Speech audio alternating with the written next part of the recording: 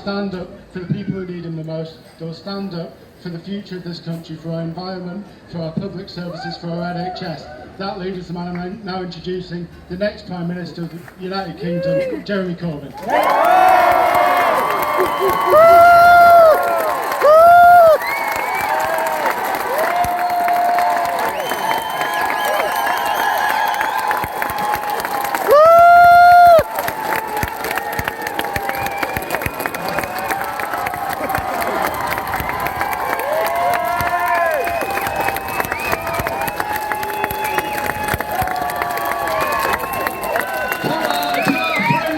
Distance over there, don't walk on the water. Take the bridge. Thank you very much everyone for being here today. What a fantastic turnout, what a fantastic crowd. I know why you're here, because you're fed up with the way this government treats people, and fed up with the inequality, injustice and poverty within our society. I'm here to support Josh as your candidate, and I want you to make sure he is your next MP for Calder Valley. Are you agreed on that?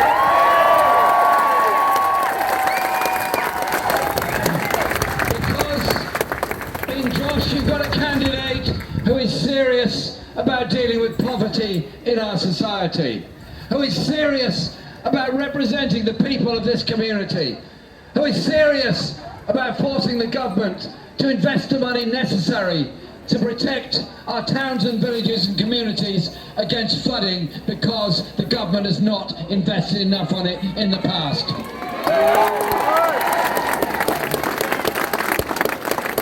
And so you'll have an MP who doesn't play stunts with schools, instead stands up to support our local teachers and our local schools, and you'll have a Labour government that doesn't force schools to go through the indignity of deciding which teacher, which teaching assistant, which subject, which special needs coordinator to get rid of because of the cuts in the budget. Instead, you'll have a government that doesn't ask schools to collect the salaries from the parents. Instead, we'll use the collective endeavour of our taxation to ensure that all children, wherever they are, whatever their postcode, get the same decent chance in life.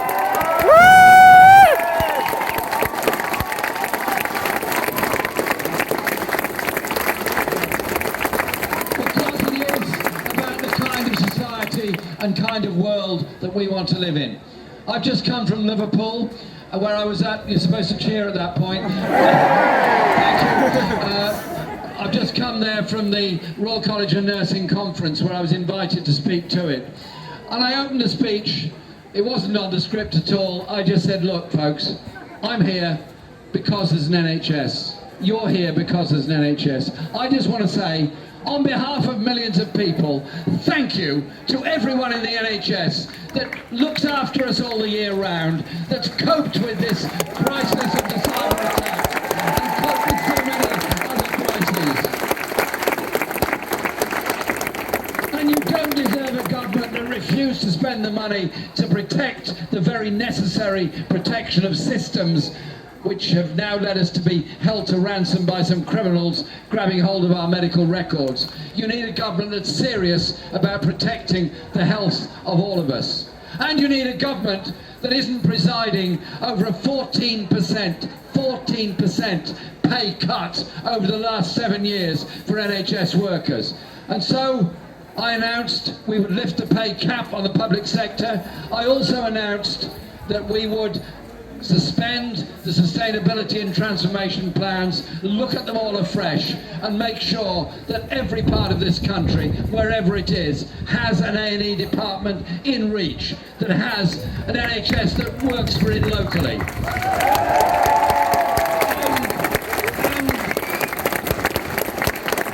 And an NHS that understands that health inequality is serious and an enormous issue in our society.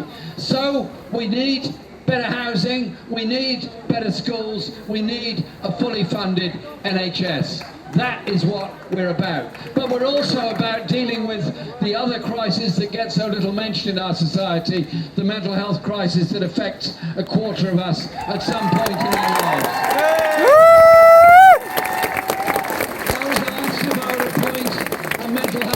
Minister, yes I will.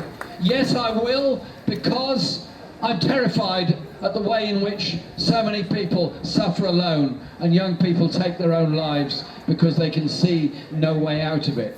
We have to end the stigma, promote the inclusion, but above all, pay for the services so that people don't wait months and months to get a therapy support they should have got from day one.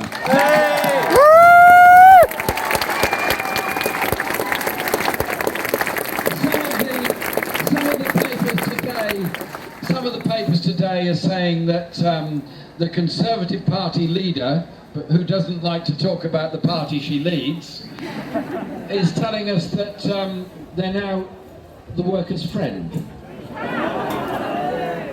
It's a strange notion.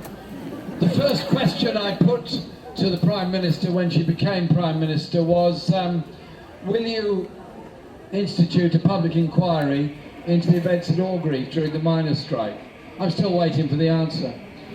I asked her why, if they're so friendly towards every worker in this country, there are 6 million of us earning less than the living wage.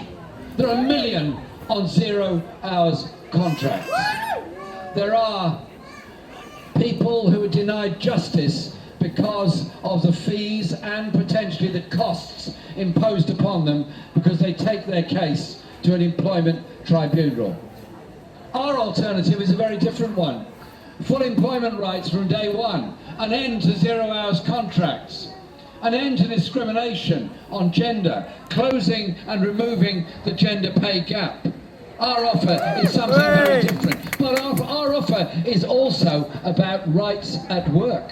The right to be represented by an independent trade union, the right to organise, the right to representation on equality, the right to representation on health and safety, and when a company goes bust, the right to make sure that company is offered to those that have made it wealthy, the right for people to keep their jobs, and beyond that, a government that will invest in the infrastructure and the jobs and the sustainable industries of the future, because that is what we are trying to offer as a Labour Party.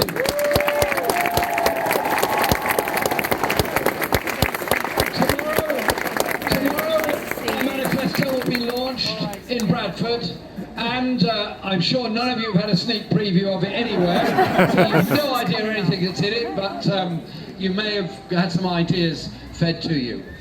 It's the manifesto which will deal with the issues of health, of housing, and of education within our society.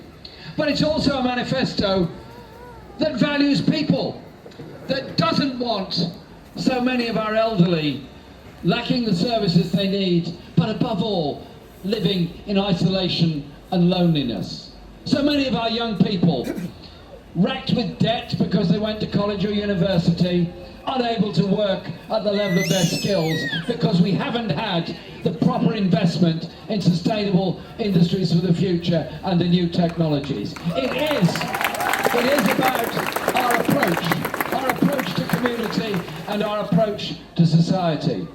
It's also our approach to the environment and to the natural world. We've got to live within the world we live in. We have to protect the planet on which we live. And so, there will be an energy policy that reflects that. And I tell you this, with our government around the councils of the world, we will be challenging the issue of global warming, of air pollution, of sea pollution and dumping. We will be challenging the issues of human rights and justice around the world. We will be doing everything we can to build that cleaner, fairer, safer society in Britain and use our influence around the world to achieve that. In this constituency, you have the chance to elect Josh as your Labour MP. A Labour MP who will stand up for you, a community that will see better housing, better healthcare and better education, so that our children may benefit in the future from what we invest today. And one of my proudest pledges that we put forward as a party, will be repeated in the manifesto, but has already been made, is this. I want all our children to do well in creating school. Therefore, I want there to be a pupil arts premium, so every child can learn music in school.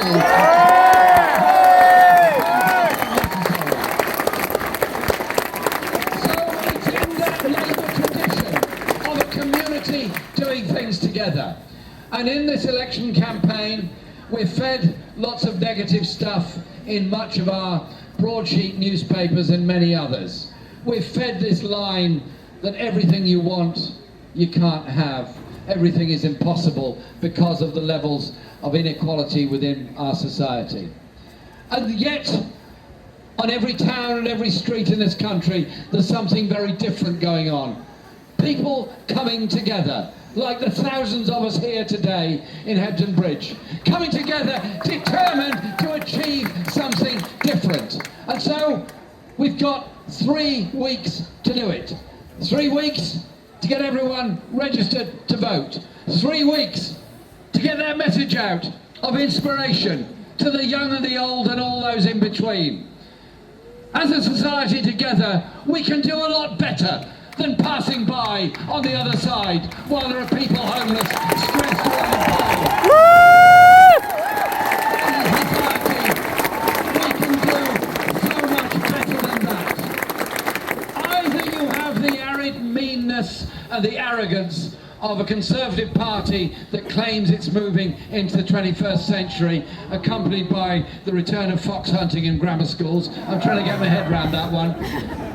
Or you can have our way of doing things, which is the people's way of doing things, the people's way of coming together to solve our problems together, to create together, to achieve together, to give a real future to all of our young people. Are you up for it? Yeah!